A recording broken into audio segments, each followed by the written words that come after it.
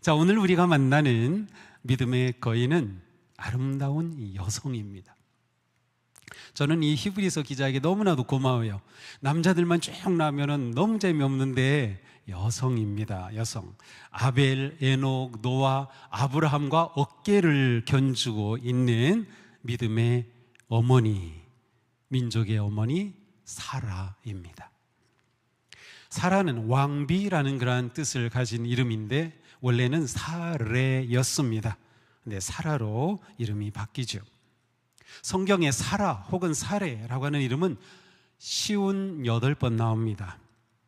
혹시 성경을 읽다가 사라라는 이름이 나오면 그냥 넘어가지 마시고요, 잠시 멈춰서 한 번 더 읽어보세요. 그리고 그 사라가 어떤 여성이었을까 한번 이렇게 떠올려 보시면 다이아몬드처럼 거룩하게 빛나는 사라의 믿음의 모습을 볼 수 있을 겁니다. 아브라함과 사라는 달의 신 난나르를 섬기던 갈대아 우르 지역에 살면서 우상을 숭배하던 이방인들이었습니다. 그런데 영광의 하나님이 아브라함에게 나타나셨어요. 부모와 친척과 함께 거하던 아브라함에게 나타나신 하나님은 하란을 떠나라, 보여줄 곳으로 가라 라고 말씀하셨어요. 하나님은 많은 성읍이 있고 많은 사람들이 있었지만 그 중에서 아브라함과 사라를 택하신 거죠. 그냥 하나님의 은혜입니다. 특별히 그들이 잘난 것도 없었어요. 오히려 그 시대에 본다면 나이가 많도록 자녀가 없는 그러한 사람이었기 때문에 사회적으로는 뭐라고 그럴까요? 인정받지 못하던 그러한 사라의 부부에게 찾아오신 거죠. 하나님의 은혜로 그들을 택하셔요. 그리고 아브라함에게 떠나라고 하셨죠. 어느 날 아브라함이 집에 오더니 사라에게 말합니다. 여보, 영광의 하나님이 나에게 나타나셨어. 그분은 유일하신 하나님이신데 나에게 놀라운 말씀을 하셨다오. 사라가 묻겠죠. 그래요? 하나님이라고요? 그분이 당신에게 뭐라고 말씀하셨는데요? 우리가 사는 이 하란 땅을 떠나라고 하셨어. 그것도 부모님 남겨두고 친척 다 남겨두고 우리만 떠나야 하오. 사라가 묻었겠죠. 그럼 어디로 떠나야 하는데요? 머뭇거리던 아브라함이 말합니다. 모르겠어. 그냥 남쪽으로 가야 하는 건 알겠지만 어디로 가야 할지는 말씀하지 않으셨어. 만약 여러분 자신에게 이런 일이 일어났다면 어떻게 하셨겠습니까? 내 남편 혹은 내 아내 아니면 내 아버지, 어머니가 하나님이 내게 말씀하셨는데 우리 이거 다 팔고 떠나야 된대, 정말 큰 결단을 해야 될 그러한 이야기를 한다면 쉽게 동의하고 받아들일 수 있을까요? 분명 어려운 일입니다. 사라는 아브라함의 말을 들었을 때 그 말에 믿음으로 반응합니다.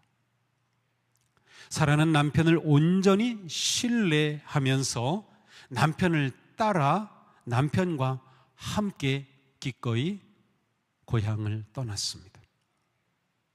사라는 하나님을 따르는 남편을 따랐습니다. 사라는 그렇게 남편을 사랑했고 신뢰했으며 안정되고 평안한 여생을 보낼 수 있는 삶의 터전과 인간관계를 떠나 남편을 따라 나그네의 삶, 믿음의 삶을 시작했습니다. 우리는 아브라함을 위대한 믿음의 아버지, 믿음의 조상이라고 하죠. 그런데 아브라함의 이 놀라운 믿음의 결단과 순종은 아내 사라의 믿음과 순종 없이는 불가능했을 거라는 생각은 거의 못합니다. 아브라함이 갈 바를 하지 못하고 떠날 때 그의 손에는 지도 한 장 없었죠. 오직 하나님의 말씀을 나침반 삼아 떠났을 때 정말 아브라함에게 꼭 필요했던 것은 아내 사라의 동행이었습니다. 하나님을 믿고 순종한 자신을 따라줄 아내의 동행이 없었다면 어쩌면 아브라함은 믿음의 순례길을 떠나지 못했을지도 모릅니다. 더군다나 하나님께서 주시는 약속이 무엇이었어요? 큰 민족을 이루겠다 약속하셨죠? 큰 민족을 이루는 것을 사라 없이 이룰 수 있을까요? 거기에는 사라가 당연히 포함되는 겁니다. 너로 큰 민족을 이루겠다. 아브라함이 지가 아무리 잘났어도 자기 혼자 어떻게 민족을 이뤄요? 아내 없이 말이죠. 이미 하나님의 말씀에는 사라가 포함이 되었던 거예요. 위대한 믿음의 조상 아브라함의 곁에는 믿음으로 함께 순례길을 걸어준 인생의 동반자 사라가 있었습니다. 사라의 믿음은 남편에 대한 깊은 사랑과 신뢰에서 나온 거룩한 믿음이었습니다.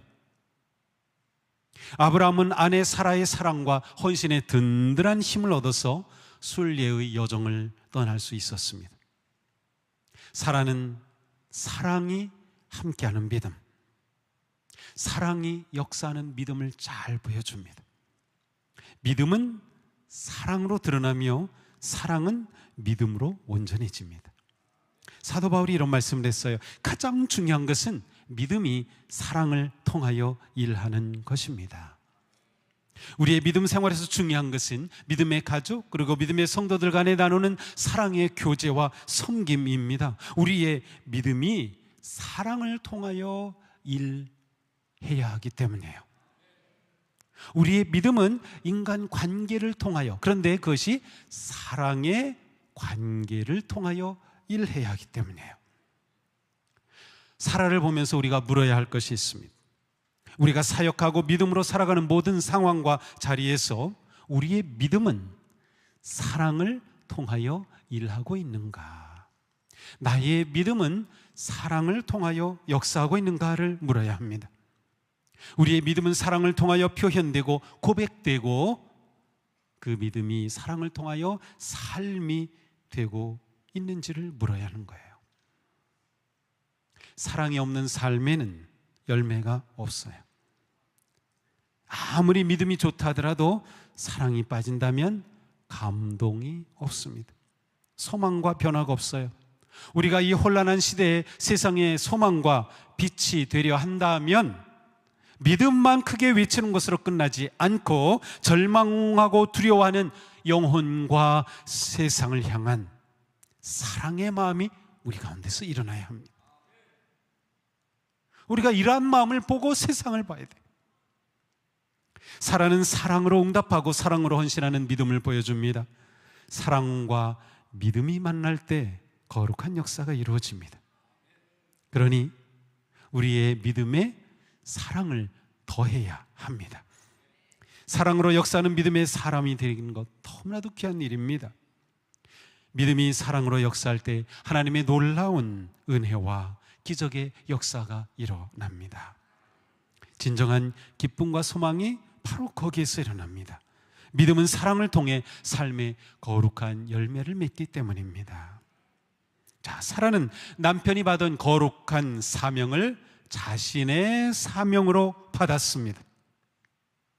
사라는 장차 약속된 아들이 태어날 복의 근원이며 통로가 되어야 했기 때문이죠. 사라 없이는 이루어질 수 없는 하나님의 약속이었습니다. 그녀는 순수하고 헌신적인 사랑의 믿음으로 남편과 동행하며 가정을 지켰고 언약의 자손을 보아야 했던 것이에요. 그래서 히브리서는 말씀합니다. 믿음으로 사라는 나이가 지나서 수태할 수 없는 몸이었는데도 임신할 능력을 얻었습니다. 자, 하나님이 아브람과 사라에게 아들을 주실 것이라는 기쁜 소식을 들었을 때 사실 이들은 아이를 낳을 수 없는 나이였습니다. 하나님은 아브라함에게 하늘을 우러러 무뼈를 세어볼 수 있나 보라. 또 그에게 이르시되 내 자손이 이와 같으리라고 말씀하셨어요. 또 이어서 내가 그에게 사라에게 복을 주어 그가 내게 아들을 낳아주게 하며 내가 그에게 복을 주어 그를 여러 민족의 어머니가 되게 하리니 민족의 여러 왕이 그에게서 나리라. 이 놀라운 말씀을 주셨어요. 그런데 아브라함은 이 하나님의 말씀을 듣고서 창세기 17장 17절에 이렇게 되어 있어요. 엎드려 웃으며, 하나님이 말씀하시는데 아브라함이 이렇게 받지 않고 웃었어요. 마음속으로 이르되 100세 된 사람이 어찌 자식을 낳을까? 사라는 90세니 어찌 출산하리요? 이게 아브라함의 생각이었어요. 하나님께서는 내가 아내 사라를 통하여 큰 민족의 어머니가 되고 왕들이 나올 것이다. 그런데 아브라함은 고개를 숙이면서 웃은 거죠. 아브라함의 이 웃음은 어떤 웃음이었을까요? 말도 안 되는 불가능한 일을 말씀하시는 하나님 앞에 아브라함은 웃음으로 반응했어요. 이 웃음이 무슨 웃음인지 아무도 몰라요. 우리가 생각하는 것은 다 짐작일 뿐이죠. 사라도 똑같았습니다. 해가 내리쬐던 어느 날 세 사람이 아브라함의 장막 앞을 지나갑니다. 나그네를 잘 대접하기로 소문난 아브라함이 그냥 들 리가 없죠. 들어오세요, 들어오세요. 그래서 이 세 사람을 집 안으로 들이고 사라가 정성으로 음식을 준비해서 이들을 대접합니다. 이들은 천사들이었어요. 이들이 다 대접을 받은 후에 아브라함에게 묻습니다. 아내 사라가 어디 있어? 그리고서는 아브라함에게 이렇게 말하는 겁니다. 내년 이맘때 내가 반드시 네게로 돌아오리니 내 아내 사라에게 아들이 있으리라. 자, 이때 사라는 장막 뒤에 있으면서 이 천사들과 아브라함이 대화하는 소리를 들었습니다. 이때 사라는 속으로 웃으면서 이렇게 속으로 말해요. 내가 노쇠하였고 내 주인 아브라함도 늙었으니 내게 무슨 즐거움이 있으리요. 아브라함도 그랬고 사라도 웃었습니다. 사라의 웃음에 담긴 뜻이 무엇이었을까요? 모나리자의 미소보다 더 신비로운 미소 아닌가요? 자, 그런데 히브리서는 이것을 그들의 믿음이라고 말하는 겁니다. 아브라함과 함께 사라의 믿음은 미소 짓는 믿음이었습니다. 사라의 미소에는 하나님의 약속이 이루어질 수 없는 상황에서도 절망하지 않고 하나님의 말씀을 그대로 받아들이는 소망의 믿음이 담겨 있었습니다. 65세에 남편을 따라 하란을 떠난 지금 주님을 바라보 나왔지만 이제 90세가 되었으니 지난 25년 동안의 나그네 생활 속에서 겪은 좌절, 아픔, 수치, 고통에도 불구하고 사라는 하나님을 원망하거나 아브라함을 원망하지 않았습니다. 다 늙은 지금에 와서 무슨 희망 고문이십니까? 라며 불평하지 않았어요. 사라의 미소에는 끝까지 하나님을 신뢰하며 바라는 소망의 믿음이 담겨 있었습니다. 히브리서는 바로 이러한 사라의 믿음을 말합니다. 믿음으로 사라는 나이가 지나서 수태할 수 없는 몸이 되었는데도 임신할 능력을 얻었습니다. 그가 약속하신 분을 신실하신 분으로 생각했기 때문입니다. 하나님은 사라의 믿음의 미소를 환한 웃음으로 바꾸어 주셨어요. 인간의 힘으로 불가능한 일이 하나님의 능력으로 가능해졌습니다. 사라는 90세에 임신하여 아들을 낳았습니다. 기네스북에 기록이 되어 있어요. 아브라함과 사라는 낳은 아들의 이름을 뭐라고 지었어요? 미소라고 지었어요. 이삭이라는 이름의 뜻이 웃음이지요. 불가능과 절망의 상황에서도 미소로 하나님을 신뢰하였던 사라는 이후 하나님의 백성들, 이스라엘 백성들에게 소망의 웃음을 주는 어머니가 되었던 거죠. 그러기에 이스라엘 백성들은 위기와 절망의 상황을 만날 때마다 믿음의 어머니 사라를 생각하며 소망의 믿음을 회복하였던 것이에요.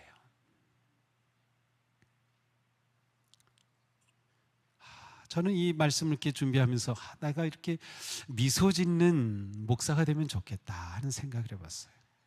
물론 제가 밝게 미소 짓고 웃으면 여러분도 행복하고 저도 행복한데, 그냥 좋을 때만이 아니라 내게 어려움이 있을 때도, 위기가 있을 때도, 수치를 당할 때도, 힘들 때에도 하나님 앞에 미소 지을 수 있는 믿음이 있다면, 미소로 반응할 수 있다면, 이사야 선지자는 이렇게 선포합니다. 너희 조상 아브라함과 너희를 낳은 사라를 생각하여 보라. 아브라함이 혼자 있을 때에 내가 그를 부르고 그에게 복을 줘 창성하게 하였느니라. 자, 이사야는 이스라엘 백성들에게 사라를 생각하여 보라고 말합니다. 이때는 이스라엘이 바벨론에 의해 멸망했을 때입니다. 나라가 멸망하고 유배 생활하던 때예요. 바벨론은 유다와 예루살렘을 황폐하게 했으며 유배 생활하는 그들이 언제 고국으로 돌아갈지도 모르는 일이었습니다. 그러나 하나님께서는 이사야를 통해서 바벨론에 사로잡힌 백성들에게 격려해 주시는 겁니다. 하나님이 어떤 분이신지 아느냐? 비록 너희가 나를 배반하고 우상숭배에 빠져 지금 이렇게 망하고 말았지만 너희에게는 여전히 소망이 있다라는 것이에요. 그들의 조상 사라는 전혀 아이를 가질 수 없는 절망적인 상황이었지만 하나님의 약속을 믿고 미소지어 하나님을 바라보았던 그 사라를 생각해 보라는 것이에요. 그래서 바닷가의 모래처럼 하늘의 별처럼 많은 자손을 주시겠다고 한 그 약속대로 하나님께서는 그 사라의 몸을 통하여 한 민족을 이루어 주신 것을 생각해 보라는 거예요. 사라의 순종과 믿음을 통하여 하나님이 역사하신 것을 생각해 보라는 것이죠. 하나님은 아브라함과 함께하는 사라의 믿음을 통하여 큰 민족을 이루셨습니다. 그러니 너희가 지금 망하였지만 그러나 너에게 아직 기회가 있다. 너희가 지금 사라가 아기를 낳기 전과 같은 상태였지만 너에게 여전히 희망이 있다는 것이에요. 사라를 생각해 보라는 것이죠. 사랑하는 성도 여러분, 사라의 믿음을 생각해 보십시오. 사랑과 소망으로 미소 짓는 믿음, 그 믿음 얻기를 축복합니다. 우리의 믿음에는 사랑과 아울러 소망이 있어야 합니다. 사도 바울은 말씀하죠. 소망을 주신 하나님께서 믿음에서 오는 모든 기쁨과 평화를 여러분에게 충만하게 주셔서 성령의 능력으로 소망이 여러분에게 차고 넘치기를 바랍니다. 비록 우리가 지금 처한 상황과 문제와 위기가 우리를 낙심케 하며 희망이 보이지 않으며 온갖 역경과 시련이 몰아쳐 오더라도 사라와 같이 미소를 지으십시오. 하나님을 신뢰하면서 오는 미소가 있는 한 우리는 하나님의 영광과 승리를 보게 될 것입니다. 90세가 된 사라를 잉태케 하셔서 아들을 주신 하나님이십니다. 우리는 약하지만 하나님은 강하십니다. 우리는 작지만 하나님은 크십니다. 우리에겐 불가능하지만 하나님께는 가능합니다. 그러니 주님의 말씀을 의지하십시오. 할 수 있거든이 무슨 말이냐? 믿는 자에게는 능히 하지 못할 일이 없느니라. 능치 못함이 없으신 하나님께서 소망의 믿음으로 나아가는 우리에게 놀라운 능력으로 역사하시기를 축복합니다. 미소 짓는 믿음으로 신실하신 하나님을 의지하고 따를 때 하나님께서 우리를 일으키시고 회복하시고 언약을 이루어 주시는 복된 삶이 되기를 축복합니다. 창세기 12장에 보면 흥미로운 이야기가 나옵니다. 아브라함과 사라가 하란을 떠나 이제 가나안 땅으로 내려갔죠. 내려가다 세겜 땅 모래 상수리 나무에 이르렀을 때 하나님께서 아브라함에게 또 말씀하셨어요. 이 땅을 네 자손에게 주리라. 만물의 모래 상수리 나무 보는 그 자리에서 이 땅을 내게 주리라. 갈 바를 알지 못하고 떠나는데요, 순종하고 떠나니 말씀하시는 겁니다. 이 땅이야. 그래서 아브라함은 그곳에다 제단을 쌓았습니다. 하지만 그곳은 이미 사람들이 살고 있으니 어떡합니까? 베델 동쪽으로 옮겨서 그 산 있는 곳에 장막을 쳤습니다. 그리고 그곳에 또 제단을 쌓았습니다. 그리고 그곳에서 여호와의 이름을 불렀어요. 이후 아브라함은 하나님의 약속을 받고 점점 남쪽으로 내려갑니다. 그런데 그 과정 가운데 기근이 찾아왔어요. 기근이 들어서 아브라함과 사라는 이집트로 가기로 결정합니다. 자, 우리는 요셉 이야기에서 기근이 들어서 야곱의 70 가족이 이집트로 간 이야기를 잘 알고 있죠. 이미 아브라함이 그러했어요. 이 당시 지리적으로 볼 때 이집트는 나일강 하류 델타의 그 비옥한 토지가 있었기 때문에 주변의 나라들이 기근이 심하면 이집트로 몰려들었어요. 아브라함도 그렇게 이집트로 간 거죠. 자, 그런데 아브라함이 이집트로 가면서 사라에게 이렇게 말합니다. 나는 당신이 정말 아름다운 여자라고 생각하오. 이집트인들이 당신을 보면 당신의 남편이라고 해서 나를 죽이고 당신만 살려둘 것이요. 그러니 나를 오라버니라고 부르시오.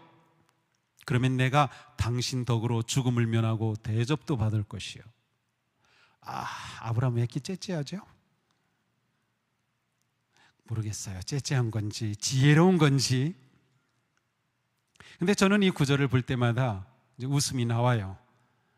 아브라함 이게 제정신입니까? 보통 착각하고 있는 게 아니에요. 지금 아브라함의 나이 70대 후반, 사라 60대 후반. 그런데 아브라함이 자기의 아내 사라가 너무 아름다워가지고 이집트 사람들이 아내를 얻으려고 자기를, 남편이라고 하면 자기를 죽일 거라는 거예요. 이걸 염려하고 있어요. 사라가 그렇게 동안이었나요? 사라가 그렇게 얼짱이었나요? 그렇게 몸짱이었나요? 야, 정말 대단합니다.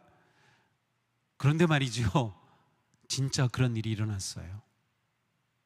그렇게 단단히 부탁하고 이집트로 들어갑니다. 근데 이집트에 들어가자마자 이집트 사람들이 깜짝 놀라는 거예요. 사라를 보고 너무나도 아름다워요. 그래서 야, 정말 어여쁜 사람이 저 북쪽에서 내려왔어. 그 소문을 타고 이집트의 왕궁까지 들어간 겁니다. 바로가 이 소식을 듣고 가만히 있어요. 왕이 데려와. 그래가지고 사라가 이집트의 왕궁에 불려갔어요. 왕이 보니 너무 아름다워. 그래가지고 60이 넘으니 사라를 왕비로 삼으려고 한 겁니다. 그러면서 왕비로 삼으려니까 지참금을 줘야죠. 오라버니라고 한 아브라함에게 노예도 주고 나귀도 주고 낙타도 주고 양도 주고 소도 주고 엄청 많은 선물을 준 겁니다. 그런데 이것이 위기예요. 왜?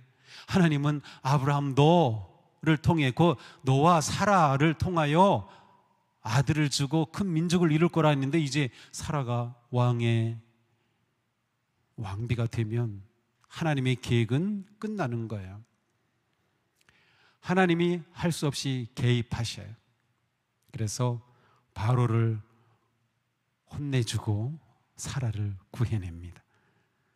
근데 재미있는 거는 정말 아브라함이 말했던 것처럼 당신 덕분에 아브라함은 사라 덕분에 재물을 얻었어요. 아브라함이 이후에 정착하며 거부가 될 자금이 그때 생긴 거예요. 참 놀라운 일이죠. 그러니 아브라함은 사라가 살린 거예요. 사라 아니었으면 아브라함 진짜 아무것도 아니에요. 그러니까 우리는 아브라함의 믿음을 생각하기 전에 사라의 믿음을 생각해야 돼요. 사라가 정말 이렇게 훌륭하다. 아브라함은 사라의 믿음이 만들었다.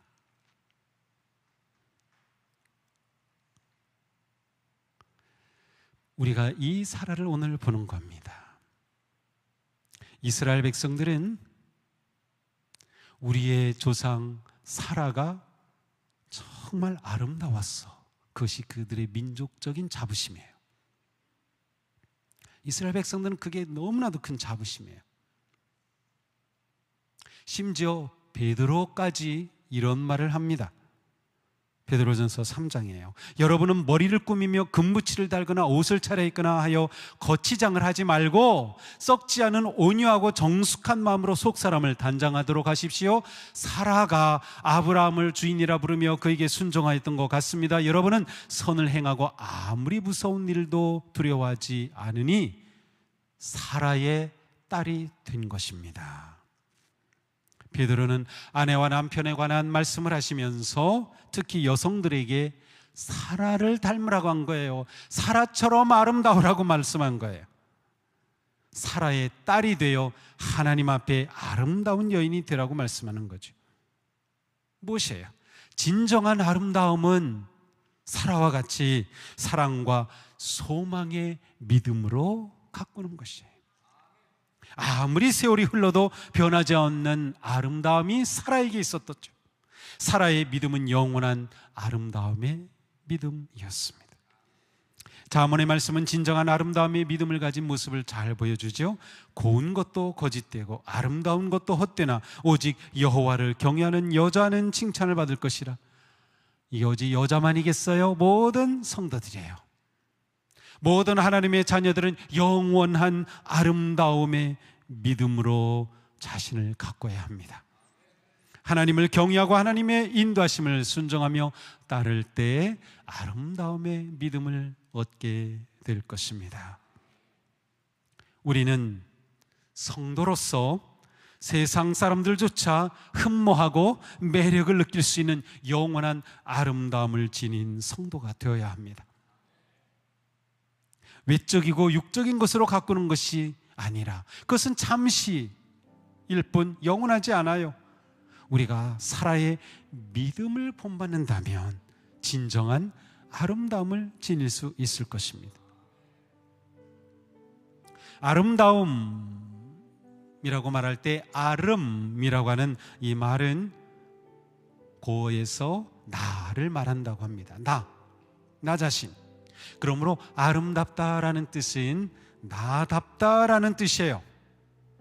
그러므로 사라가 아름다웠다라는 것은 사라의 삶이 진정 사라다웠다라는 뜻입니다.